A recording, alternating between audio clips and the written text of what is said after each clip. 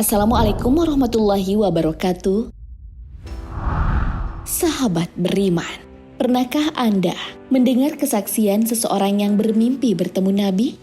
Kejadian ini tentunya membuat siapapun yang mendengarnya merasa kaget.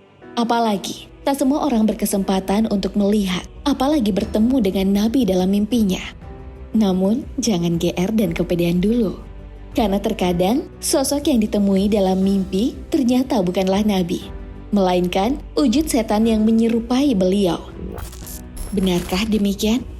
Adakah kemungkinan setan berani mengaku sebagai Rasulullah SAW? Tonton video ini hingga akhir agar tidak sesat. Setiap manusia pasti pernah mengalami mimpi. Ada yang indah, buruk, hingga mimpi bertemu dengan Rasulullah. Sebenarnya, setiap orang memiliki potensi untuk bertemu dengan Rasulullah melalui mimpinya. Sebab Rasulullah benar-benar tak bisa diserupai makhluk lain. Menurut ahli tafsir Prof. Quraisy Shihab, mimpi seorang tentang Rasulullah bisa datang dengan bentuk yang bermacam-macam. Kadang penampakannya muda, kadang juga menjadi tua. Namun yang pasti, bertemu dengan Rasulullah tak akan salah. Yang salah adalah ketika seseorang mengaku telah bertemu Tuhan. Prof. Quraisy menjelaskan, terdapat banyak hadis yang meriwayatkan keutamaan berjumpa dengan Rasulullah dalam mimpi. Salah satunya adalah hadis riwayat Imam Muslim. Hadis tersebut berbunyi, "Barang siapa melihatku dalam mimpi, maka dia benar-benar telah melihatku. Sesungguhnya, setan tak dapat menjelma sepertiku." Rasulullah juga bersabda dalam satu hadis, "Barang siapa memimpikanku, maka aku akan bersamanya nanti di syurga."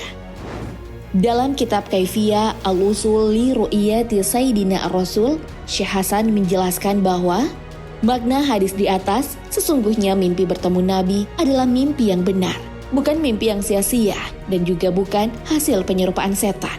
Syekh Hasan Muhammad Syaddad, Kaifiyah Al-Usul li Ru'iyati Sayyidina Ar-Rasul.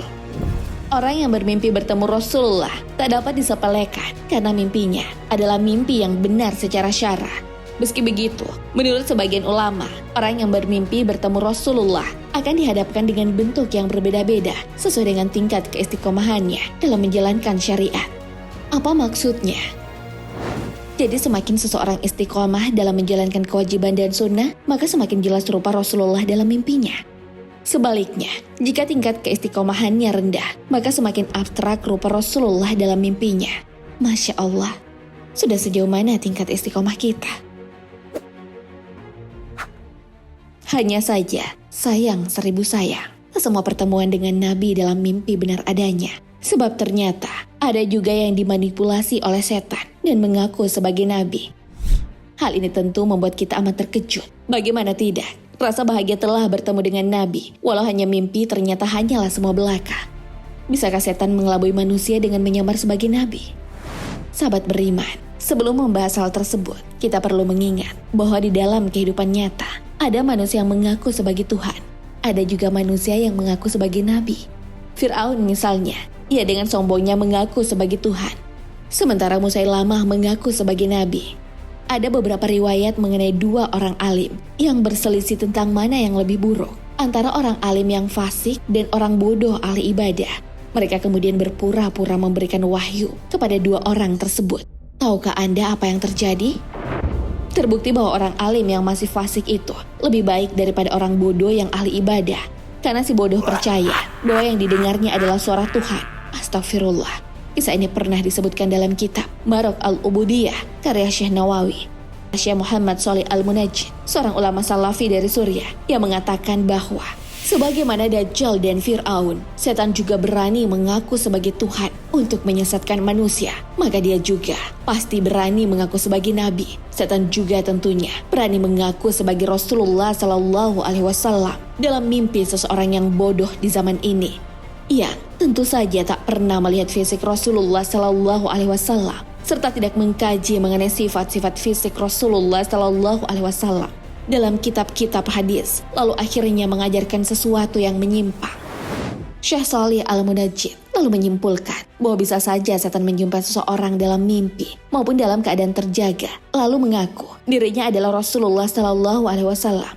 Orang bodoh yang tidak mengerti sifat-sifat Nabi, tidak mengerti ajaran Islam secara mendalam, bisa saja tertipu oleh setan yang mengaku-ngaku sebagai Rasulullah Shallallahu Alaihi Wasallam. Selain itu, ada kemungkinan setan akan menampakkan diri sebagai orang yang berwibawa dan bercahaya. Lalu orang bodoh percaya bahwa itu adalah Rasulullah Shallallahu Alaihi Wasallam karena ia tak pernah berjumpa langsung dengan beliau Shallallahu Alaihi Wasallam, sehingga mereka tak tahu bedanya. Berbeda dengan para sahabat Rasulullah yang pernah berjumpa langsung dengan beliau. Ibnu Taimiyah mengatakan, setan berani mengaku sebagai Rasulullah Shallallahu Alaihi Wasallam dalam mimpi seseorang. Tak sampai di situ, setan yang senang berpura-pura pun digambarkan oleh Abdullah ibnu Bas. Ulama rujukan kerajaan Arab Saudi ini mengatakan dalam fatwanya bahwa setan bisa dan berani berbohong mengaku sebagai Rasulullah Shallallahu Alaihi Wasallam dalam mimpi seseorang. Setan tak akan bisa menyerupai fisik Rasulullah Shallallahu Alaihi Wasallam, tetapi dia berani mengaku sebagai Rasulullah Shallallahu Alaihi Wasallam. Penting untuk meng-cross-check orang-orang yang telah mengaku bermimpi tersebut. Dalam Sahih Muslim disebutkan sebuah hadis di mana Rasulullah Shallallahu Alaihi Wasallam bersabda. Imam Al-Baghawi dalam Syarhus Sunnah mengatakan, jadi namanya mimpi bisa saja dia benar dari Allah sebagai busyroh, bisa juga dari setan, bisa juga haditsun nafsi atau bunga-bunga tidur. Lalu apa balasan bagi mereka yang berdusta atas nama Allah dan Rasulullah? Mereka sudah dikategorikan sebagai pendusta besar. Jika dalam kebohongannya tersebut terbukti dia memiliki motif yang bisa menimbulkan kerusakan dan kegaduhan, maka pemerintah yang sah perlu memberlakukan hukuman dan tindakan sesuai dengan undang-undang yang berlaku. Sahabat beriman, lalu bagaimana sikap kita dengan mereka yang sering mengarang cerita tentang mimpinya? Tindakan ini tentu tidak dibenarkan sekalipun melakukan kebohongan tersebut demi kebaikan atas nama apapun. Misalnya, menghibur seseorang atau dilakukan demi meningkatkan kecintaan orang pada Islam. Dalam hal ini, Ibnu Hajar mengatakan, jika tidak ada yang bisa dibenarkan melakukan dusta atas nama Allah dan Rasul-Nya demi kebaikan, ada banyak kebaikan yang bisa kita lakukan jika ingin menarik perhatian seseorang pada agama Islam. Kita juga tetap bisa melakukan hal kebaikan untuk mendapatkan syafaat Rasulullah. Syukur-syukur kalau bisa bertemu beliau di dalam mimpi. Namun tak usah berkecil hati. Sebagai umat muslim, ada beberapa langkah yang bisa ditempuh agar bisa menghadirkan sosok Rasulullah dalam mimpi kita. Pakar tafsir Al-Quran, Prof. Quraisy Shihab membagikan cara untuk dapat berjumpa dengan Nabi Muhammad SAW dalam mimpi. Penyusun kitab tafsir Al-Misbah ini mengatakan setidaknya ada 3 cara yang dapat dilakukan untuk dapat bermimpi bertemu Rasulullah SAW. Pertama, mengikuti keteladanan Rasulullah tentu bukan hanya dengan melaksanakan ibadah hariannya, melainkan juga melakukan sunnah-sunnah kecil yang dilakukan Rasulullah, seperti adab masuk rumah, hingga kebiasaan lain Rasulullah. Selanjutnya, yang dapat dilakukan adalah memperbanyak membaca selawat kepada Nabi. Berselawat, kata Quraisy, merupakan hal mudah yang dapat dilakukan dengan rutin dan mampu memberikan ketenangan bagi pembacanya. Sering bersolawat setiap waktu dan setiap hari dapat menghadirkan kelapangan hati. Itulah mengapa membaca selawat Nabi dianjurkan setiap waktu, meskipun tidak berwudu. Sudahkah Anda bersolawat hari ini? Allahumma sholli ala Sayyidina Muhammad. Yang terakhir adalah berdakwah atau menyampaikan pesan-pesan kebenaran Islam, baik melakukan perilaku maupun dalam bentuk nasihat. Hal ini bisa dilakukan melalui lisan kita atau menebarkan kebaikan di media sosial dengan jangkauan yang lebih luas. Sahabat beriman, sungguh beruntung mereka yang telah bertemu Nabi dalam mimpi. Pernahkah Anda mengalaminya? Allahu a'lam bishawab. Wassalamualaikum warahmatullahi wabarakatuh.